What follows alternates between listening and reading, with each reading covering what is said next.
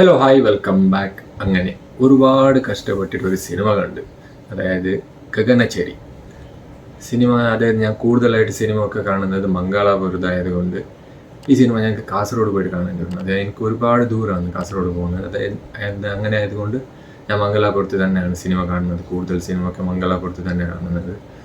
ഈ സിനിമ കാസർഗോഡിലാണ് കണ്ടത്. അതായത് ഈ സിനിമ കൂടുതലായിട്ട് ഒരുപാട് തിയേറ്ററിലൊന്നും റിലീസ് ചെയ്തിട്ട്, അതായത് ലിമിറ്റഡ് തിയേറ്റേഴ്സിലാണ് ഈ സിനിമ റിലീസ് ചെയ്തിട്ടുണ്ടായിരുന്നത്. അങ്ങനെ ആയതുകൊണ്ട് കാസർഗോഡിൽ പോയിട്ട് സിനിമ കണ്ട് ചെല്ലുമ്പോൾ തന്നെ സിനിമ തുടങ്ങിയിട്ടുണ്ടായിരുന്നു. അതായത് ഒരു ഇൻട്രൊഡക്ഷൻ സീനായിരിക്കും. ഒരു 10 മിനിറ്റ് ലേറ്റായിട്ടാണ് ഞാൻ എൻ്റർ ആയത്. അങ്ങനെ 10 മിനിറ്റിൻ്റെ സീനൊക്കെ പോയിട്ടുണ്ടായി. ഇൻട്രൊഡക്ഷൻ അങ്ങനെ എന്തോ ആയിരിക്കാം. എന്നാലും സിനിമ എങ്ങനെ ഉണ്ട് എന്ന് വെച്ചാൽ നന്നായിട്ടുണ്ട്. ഒരു സയൻസ് ഫിക്ഷൻ ഫൺ എൻ്റർടൈനർ വേണമെങ്കിൽ പറയാം. അത്ര നന്നായിട്ടുണ്ട്. നല്ലൊരു സിനിമയായിട്ടാണ് എനിക്ക് ഫീൽ ചെയ്തിട്ടുള്ളത്. ഇനി ഈ സിനിമ നമുക്ക് കാണിക്കുന്നത്, അതായത് സിനിമയുടെ ആസ്പെക്ട് റേഷ്യോ ഒരുപാട് ചെറുതായിട്ടുണ്ട്. അതായത് നമ്മുടെ ഒരു 3.2 ആ ആസ്പെക്ട് റേഷ്യോ ആയിരിക്കാം, കറക്റ്റായിട്ടായിരിക്കില്ല. എന്നാലും നന്നായിട്ടുണ്ട്. ആ ഫ്രെയിമിലൊക്കെ അടിപൊളിയായിട്ട് കാണിച്ചിട്ടുണ്ട് സിനിമ ത്രൂ ഔട്ട്. പിന്നെ സിനിമ സംവിധാനം പിന്നെ എഴുതിയിരിക്കുന്നത് അരുൺ ചന്തു ആണ്. പിന്നെ എന്നൊരാൾ കൂടെ ഉണ്ട്. കിടിലൻ ഡയറക്ഷൻ അടിപൊളിയായിട്ടുണ്ട്. പുള്ളി ഒരു നന്നായിട്ട് ചെയ്തിട്ടുണ്ട്. ഒരു ഡിഫറെൻറ്റ് കൈൻഡ് ഓഫ് തിങ്കിങ് വേണം പറയാൻ.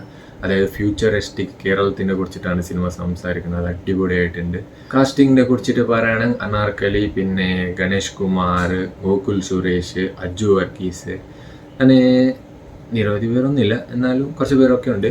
പെർഫോമൻസിനെ കുറിച്ചിട്ട് പറയാൻ എല്ലാവരും നന്നായിട്ട് ചെയ്തിട്ടുണ്ട്. അതായത് ഗണേഷ് കുമാർ ആയാലും ഗോകുൽ സുരേഷ് ആയാലും പിന്നെ അജു വർഗീസിൻ്റെ ക്യാരക്ടറൊക്കെ അടിപൊളിയായിട്ടുണ്ടായിരുന്നു. പിന്നെ ഈ അനാർക്കലി ഒരു ഏലിയനായിട്ട് അടിപൊളിയായിട്ടുണ്ടായിരുന്നു. നല്ലൊരു ക്യാരക്ടറാണ്. ഓവറോൾ പെർഫോമൻസ് ഒക്കെ അടിപൊളിയായിട്ടുണ്ടായിരുന്നു. മ്യൂസിക് ബാക്ക്ഗ്രൗണ്ട് സ്കോറൊക്കെ നന്നായിട്ടുണ്ട്. കിടിലം മ്യൂസിക്കൊക്കെ ആയിരുന്നു.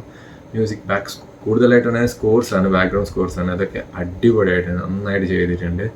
പിന്നെ ആ ഒരു ഫ്യൂച്ചറിസ്റ്റിക്കൊക്കെ സൗണ്ട് ഡിസൈനൊക്കെ നന്നായിട്ടുണ്ടായിരുന്നു. പിന്നെ ഈ സിനിമയിൽ മെയിൻലായിട്ട് പറയാനുള്ളത് VFX CG ഒക്കെ അടിപൊളി. CG വർക്ക്സ് ഒക്കെ നെക്സ്റ്റ് ലെവലായിട്ടുണ്ടായിരുന്നു. പുള്ളി ഒരു ഇനിയും കൂടുതൽ ബഡ്ജറ്റ് കിട്ടിയിട്ടുണ്ടെങ്കിൽ പുള്ളി നെക്സ്റ്റ് ലെവലായിട്ട് ചെയ്യട്ടെന്ന് തോന്നുന്നുണ്ട്. അത്രയ്ക്ക് നന്നായിട്ട് ചെയ്തിട്ടുണ്ട് ആ CG വർക്ക്സ് ഒക്കെ. പിന്നെ സിനിമയിൽ പറയാനുള്ളത് എഡിറ്റിംഗ് ഒക്കെ നന്നായിട്ട് ചെയ്തിട്ടുണ്ട്. അതായത് ഒരുപാട് ട്രാൻസിഷൻസ് ആയാലും എല്ലാം നന്നായിട്ട് ചെയ്തിട്ടുണ്ട്. പിന്നെ പിന്നെ പിന്നെ സിനിമയിൽ ഒരുപാട് ആനിമേഷൻ വർക്ക്സ് ഒക്കെ ഉണ്ട്. അതായത് കാർട്ടൂണിസ്റ്റിക് ആയിട്ടുള്ള ചില സീൻസൊക്കെ ഉണ്ട്. നന്നായിട്ട് ചെയ്തിട്ടുണ്ട്. അതൊരു ഡിഫറെൻറ്റ് വൈബ് തന്നെയായിരുന്നു കാർട്ടൂണിസ്റ്റിക് സീൻസൊക്കെ. എൻറ്റയർലി പറയുകയാണെങ്കിൽ ഈ സിനിമയുടെ മേക്കിംഗ് സ്റ്റൈൽ തന്നെ എൻറ്റയർലി ഒരു ഡിഫറെൻ്റ് ആണ്. കിടിലൻ മേക്കിംഗ് തന്നെ വേണമെങ്കിൽ പറയാം. നന്നായിട്ടുണ്ടായിരുന്നു ഒരു മേക്കിംഗ് സ്റ്റൈലൊക്കെ ഈ സിനിമയുടെ അടിപൊളിയായിട്ടുണ്ടായിരുന്നു. ഹ്യൂമറിനെ കുറിച്ചിട്ട് പറയുകയാണെങ്കിൽ അത്യാവശ്യം ചിരിക്കാനൊക്കെ ഉണ്ടായിരുന്നു. ഓവറോൾ പറയുകയാണെങ്കിൽ സിനിമ ഒരു സയൻസ് ഫിക്ഷൻ ഫൺ എൻ്റർടൈനർ ആയിട്ടാണ് എനിക്ക് ഫീൽ ചെയ്തിട്ടുള്ളത്. പിന്നെ സിനിമ ഇതൊരു എക്സ്പീരിയൻസ് ആണ്. അതായത് ഇത്തരത്തിലുള്ള സിനിമ നമുക്ക് വല്ലപ്പോഴാണ് കാണാൻ കിട്ടുന്നത്.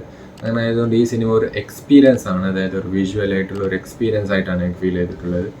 പിന്നെ സിനിമ കാണാത്തവരോട് പോയിട്ട് കണ്ടോളി. പിന്നെ ചാനൽ സബ്സ്ക്രൈബ് ആക്കിയിട്ട് സൈഡിലുള്ള ബെൽ ബട്ടൺ പ്രസ് ആക്കി. അപ്പോൾ ബൈ.